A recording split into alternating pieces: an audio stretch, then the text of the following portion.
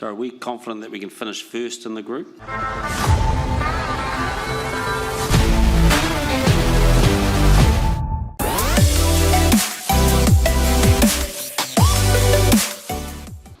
Delighted with the result, delighted with the first objective of 5 points to cement a position in the quarter-final, and that's a clear goal for us.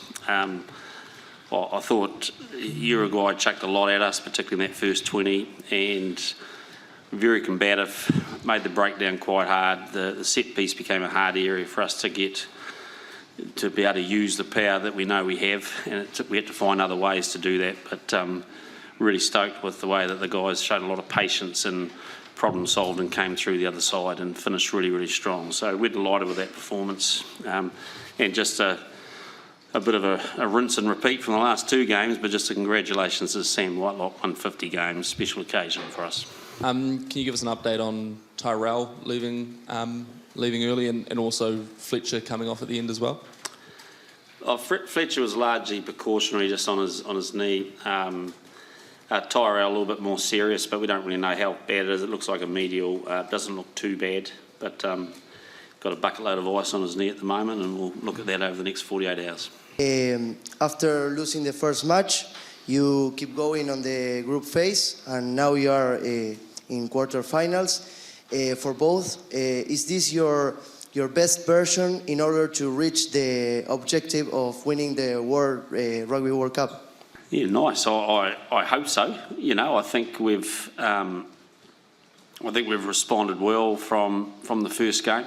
I think we took lots of lessons out of that, and I think we've dealt with each challenge that we've had in the meantime, and I believe we're growing our game to a point that we're ready to go into this quarter-final really well prepared. And clearly, whatever happens, whoever we play is going to be a massive game, but that's what quarter-final should be like.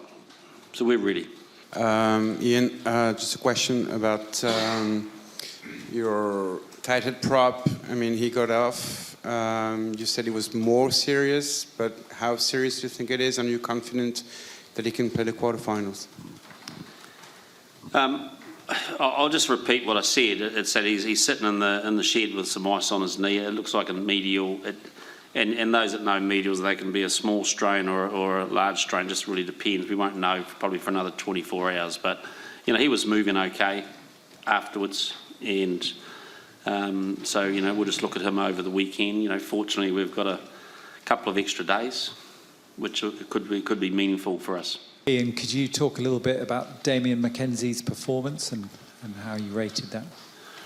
He's going pretty good, and you know, we were delighted with him last week, and I thought again this week he played well. It was a game of turnover ball, wasn't it? I kind of got the feeling that Barnsley wasn't too interested in setting scrums, so the game became a lot of turnover ball and turnover defence, and you know, quite frankly, Damien's pretty good at that sort of stuff. But I thought he played really well, and then when he went into 10, he continued that. So he's a player. He continues to be important to us, and he's really putting his hand up. Is there any concern that 3 games in a row like this leaves you a bit short of those sort of really tight, hard test matches heading into a knockout game? Look, it is what it is. You know, we can't control things when it comes to the draw. You know, people weren't saying that after the French game. They were saying that we were struggling, and even before the Italian game, that was going to be a massive challenge for us. So I think we've put ourselves under pressure to play well. I think it's a very motivated team at the moment. We know we're not perfect. We've still got some areas to grow, but we're really confident in the areas that we think we need to be ready for going into a tight game. So you know, there's different pathways, isn't there, to quarters, and some teams have a hard game beforehand. For us, that first 20 minutes was pretty tough, and we had to show a different sort of patience, but it is what it is, and you know, at the end of the pool play, we're satisfied.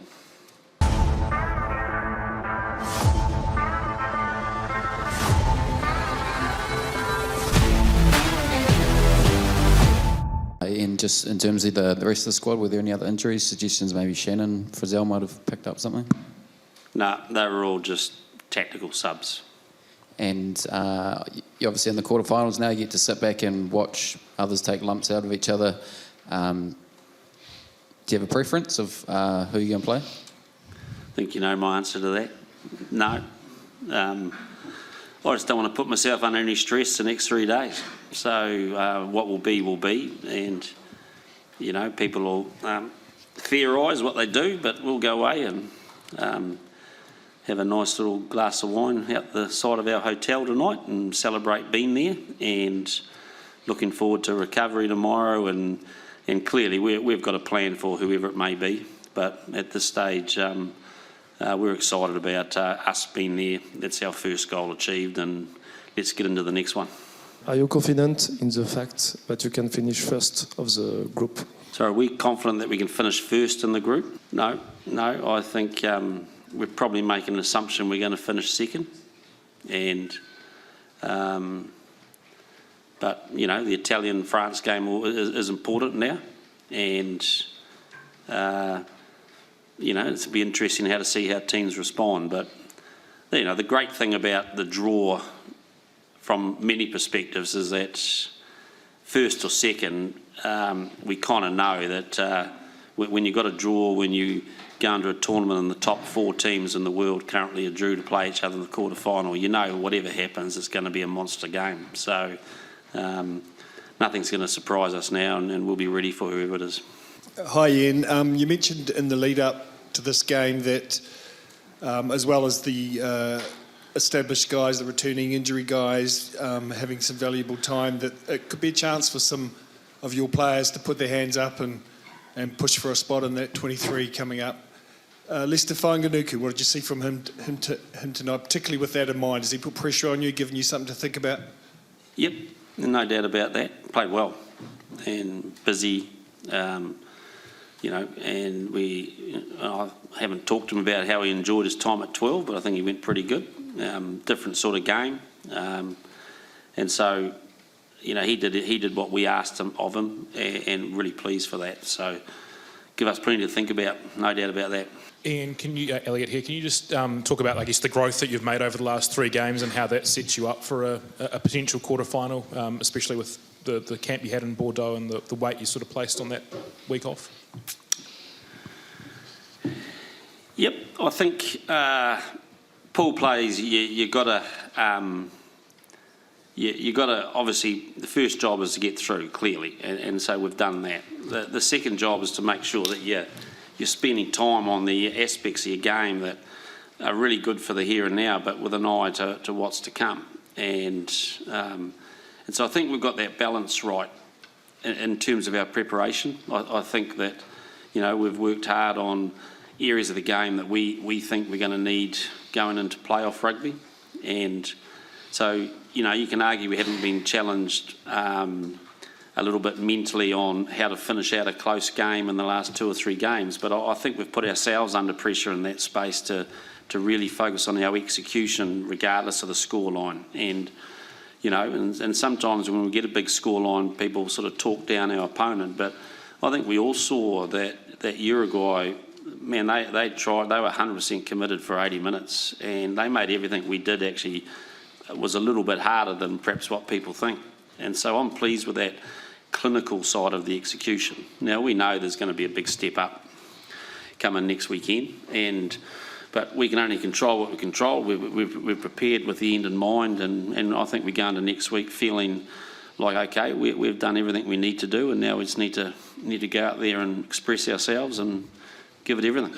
And just wondering, it seems like 4 years down the road that you're very, with your selection, you understand that you're going to have a Richie Mwanga or whoever at 10 or a Mackenzie and Barrett at 15. How much has it helped having 4 years to kind of know that dual playmaker that you were kind of intending to use that during this campaign? Yeah, well, it's you test matches, and when you coach this team, you expect to win every test. That you're expected to win every test. So you're always trying to pick for the here and now and plan for the here and now. But you know, I guess our role my role is to make sure we are looking at the future to try to figure things out. And I think that we've grown the game to the point that we know we play well when we've got a number of really key decision makers on the park.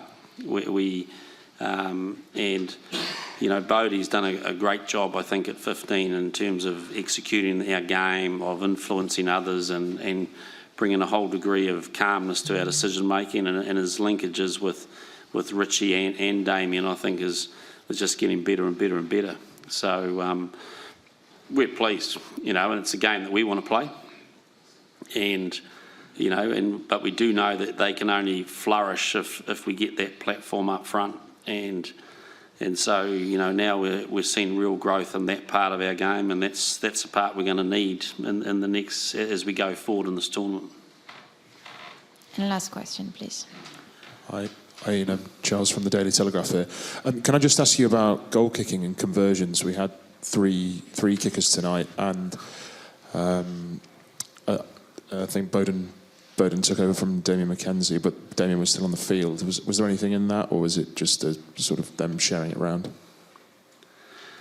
Well, I asked Damien why he gave up the kicking tee when he kicked two really good ones, and he said, well, Aaron Smith was a water boy, and he told Damien that I'd given instructions he had to give up the kicking tee. So he was really grumpy with me, but I had him on and told him that actually I hadn't said a word to Nuggy, so he had a fight with Nuggy. But at the end of the day, I wanted Bodie to have a couple of goal kicks, just to keep him keep his eye on. And Damien's kicking really well, Richie's kicking really well, and it was just a chance for Baz to have a couple, and he didn't look too bad either. But nothing sinister.